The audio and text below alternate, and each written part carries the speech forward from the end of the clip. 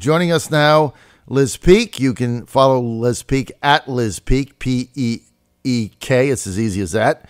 Liz, great to have you with us. Good morning. Well, it may be raining where you are, but the sun has come out across the entire country, at least for people who supported Donald Trump and never believed in the Russia collusion story. But you know what? Everyone should be celebrating today, John. Well, because the alternative was the president of the United States somehow conspired with a foreign government in order to win an election, which is completely false. There was no evidence. But, you know, look at some of these numbers, Liz. I mean, they're absolutely stunning when you look at this in its entirety, all right? 2 years, $25 million, 500 witnesses, 2,800 subpoenas, 500 search warrants, 230 orders of communications, 13 requests for communications with foreign governments, 68 prosecutors. I mean, this goes on and on and on. And when it's all done, Liz, they found nothing. Well, they found nothing because there was nothing to find. I mean, I think for Democrats to have uniformly supported Robert Mueller, talked about how afraid they were that Donald Trump was going to impede his investigation in some way, lauded him as sort of carrying out God's work, and now questioning, which I'm sure will be the next step, not only his ambivalence about obstruction, but also the fact that maybe, you know, the conclusion is going to be presented in some sort of biased way, so they should haul Mueller before Congress.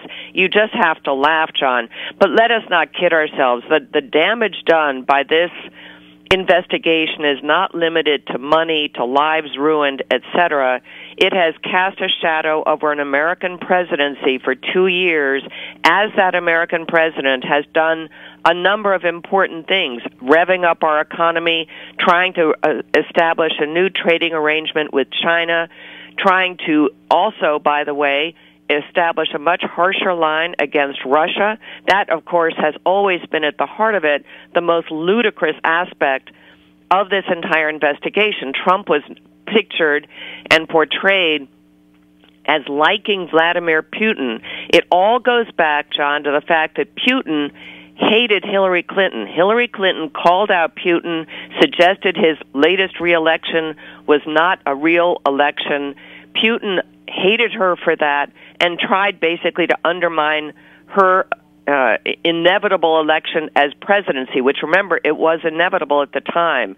And the truth is, I think, Trump looked at that relationship and said, hey, I can do better, and reserved judgment on whether or not he could actually work with Russia to conquer or at least intercede in a positive way somehow the activities of Russia vis-a-vis Ukraine and other very dangerous things that were going on. That's why he never called out Putin. He never called him a liar to his face. Remember, they met, and the media expected him to call Putin a liar. I mean, that's what you do when you're meeting another head of state.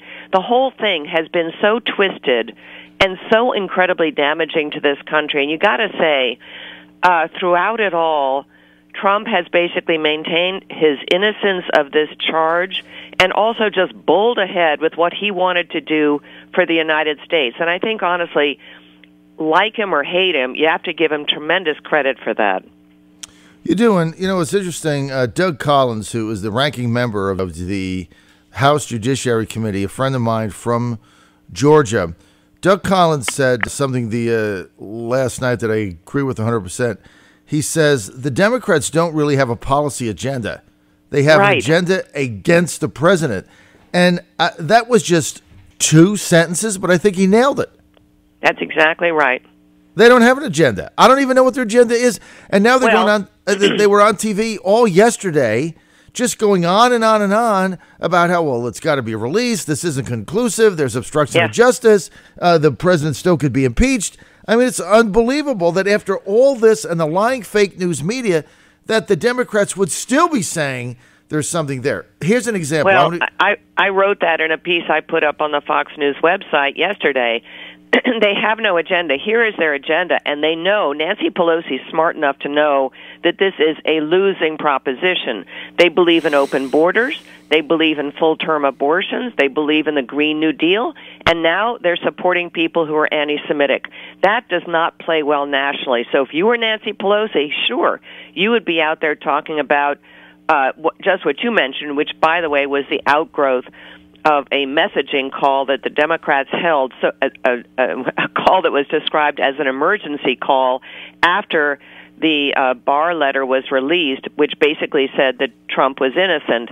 They went nuts, got together on a phone call and decided, well, the thing we have to talk about now is releasing the whole report. And, of course, the whole reason for that is they can't do it.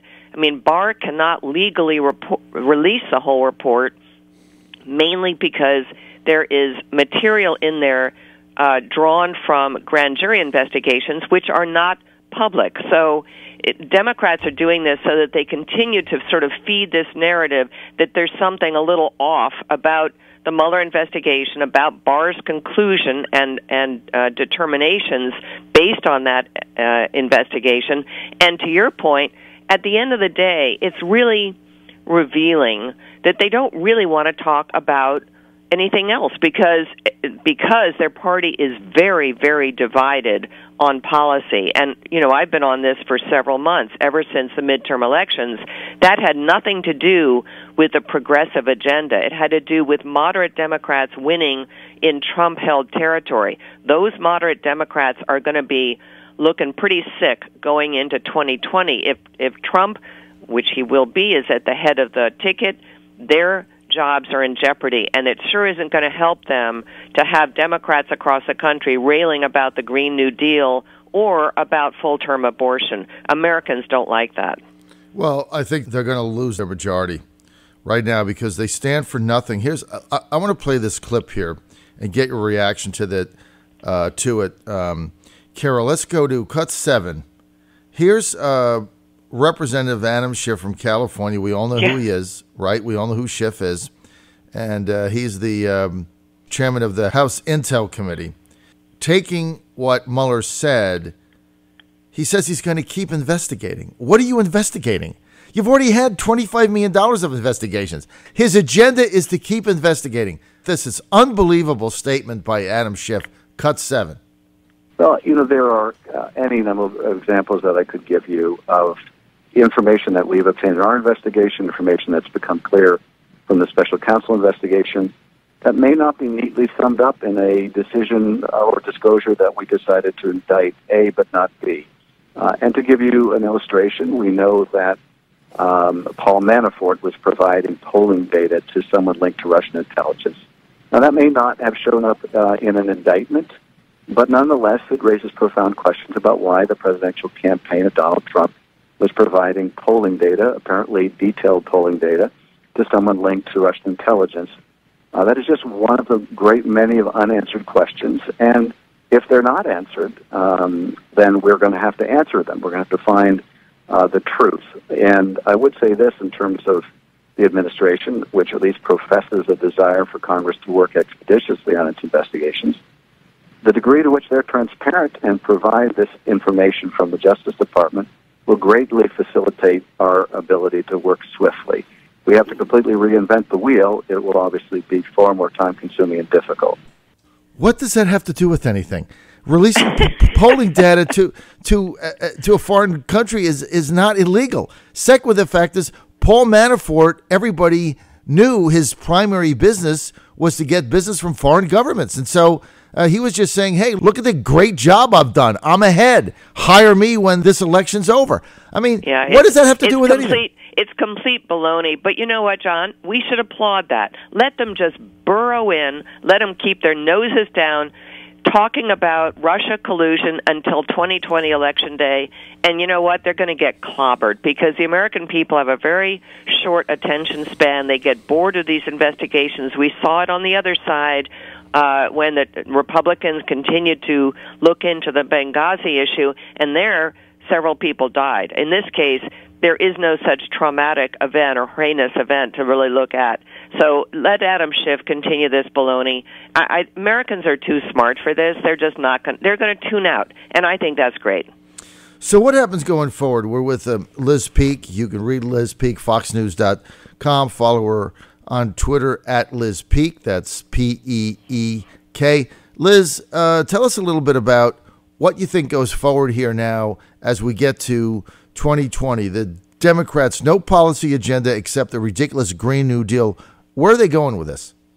Well, I would disagree with you. I do think they want Medicare for all, and I think as they get on the campaign trail and start duking it out to see who is the most progressive voice out there, you're going to have a lot of people calling them on the carpet on how does this work. If you have Medicare for all, and like Kamala Harris has said, you get rid of private insurance, which, by the way, is $1 trillion industry in this country, how does that really affect people? I think as people begin to look behind the curtain at some of these policy ideas that the Democrats are touting, they're not going to like what they see. Meanwhile, the economy, which went into a bit of a slowdown in the first quarter, my guess is bounces back. It may not get to 3% in the second quarter, but it definitely will be up around 2.5%. People are the opportunities to trade up to a new job, a new, better job, are enormously available right now. Wages are rising. I think the economy is going to continue to be a very strong selling point for this president. And if on top of that, he concludes, as I think he will, a deal with China to improve our trading relationship with China, I think he is elected easily. And look, that's a bold statement, but I think it's true because I think the Democrats are going to kill each other on the campaign trail. I think so, too. And this is, look, it's a great day, as you say, Liz, for America, and a great day for President Trump, and he's completely exonerated. You're on the John Fredericks Radio Network. Quick word from our sponsors. I want to thank Liz Peek for being with us. Liz, thank you so much.